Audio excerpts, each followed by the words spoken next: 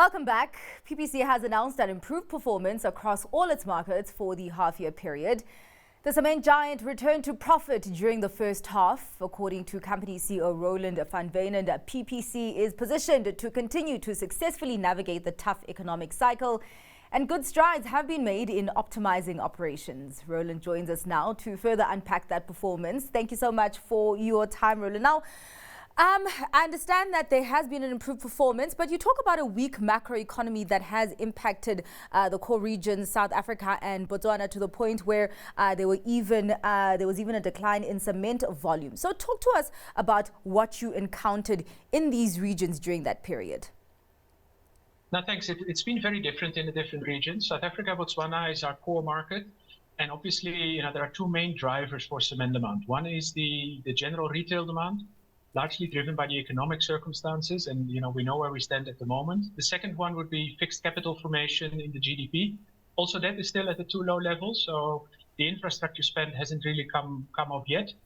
And as and when that comes, you will see the volumes increase. All right. I mean, just one of the things that contributed to your revenue growth is price increases. How far and wide did these go?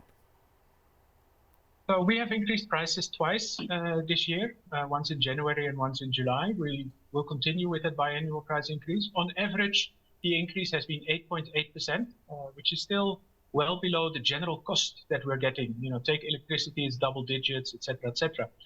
So the other element for us to expand our margins is to work on our costs. And I think the team has done a very good job across the geographies on that. Well, let's actually get to those costs. You say that the team has you've done a good job in terms of trimming those, but how much more room do you have to trim your costs at this point?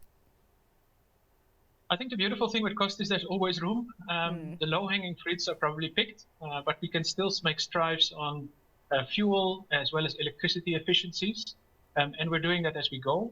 We also see an opportunity, for example, with our new blending facility, where we can then, at a lower cost, serve the market in, for example, Mpumalanga. All right. Let's talk about Zimbabwe, because there you achieved market share gains. So would you say that operationally that business is on firm footing? It has been on a strong foot for a number of years now.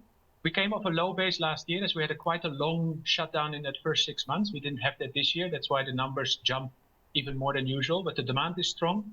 We have a strong market position. Cash generation is strong in hard currencies. And that's why the dividend repatriation to South Africa is expected to increase this financial year compared to last year. Well, let's talk about those currency movements because there has been an adoption of the US dollar as the functional currency for PPC Zimbabwe. How will that filter through to the bottom line? Well, first of all, it takes away a lot of accounting noise. The hyperinflation accounting kind of had an impact every time we needed to explain it to the market. So now that we have more than 90% of our revenues in hard currency, we can do away with all of that. And that makes our reporting easier, more transparent, and more easy to explain to the market.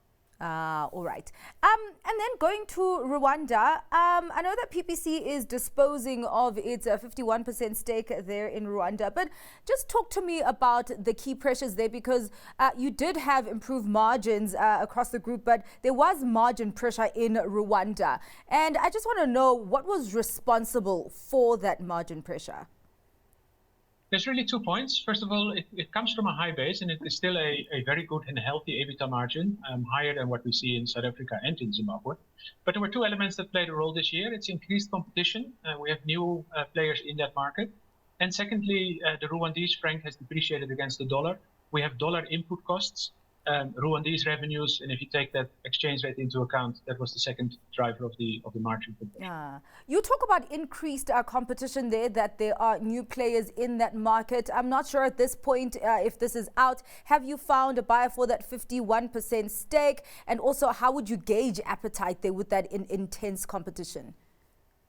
Yes, we have found a buyer. We concluded the sales and purchase agreement last Friday. Okay. So that with Semerwa will become part of a Kenyan group that is already active in Uganda and Kenya, the largest producer of clinker and cement in Kenya.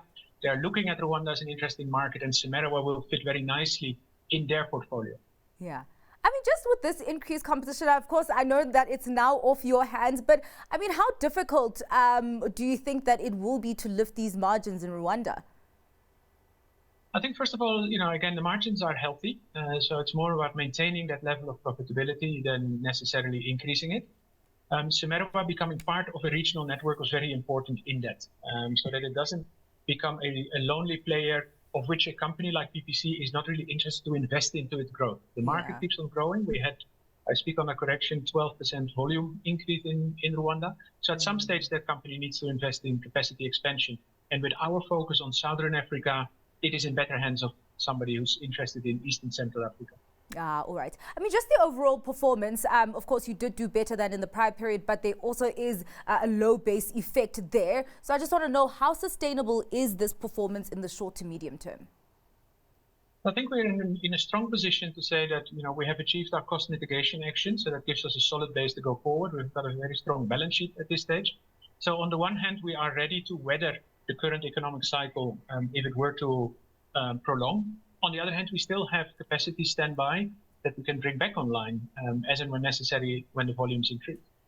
Yeah, all right. And just lastly, as we wrap up the conversation, Roland, I mean, I know that you are getting ready to depart from your position as CEO of PPC. And I just want to know from you, from being in this position for a number of years now, what would you like to see from the government in terms of supporting the cement or construction industry at this point? Look, I think we're all looking forward to a number of things from the government. If you look at the cement industry particularly, for us it is relevant that we have a level playing field with imports, and we don't have that level playing field. So we need to be able to continue to explain the value that the cement industry has on employment, on GDP, with all the value chain being local. There's a strong multiplier effect. And for as long as we cannot be protected against dumping that is currently happening, the industry is limping. And my call to the government is, step that up and at least protect us from that unfair competition. All right. Well, thank you so much for your time and giving us insight on those numbers. I really, really appreciate it, Roland. That was Roland van Wijnen, CEO for PPC.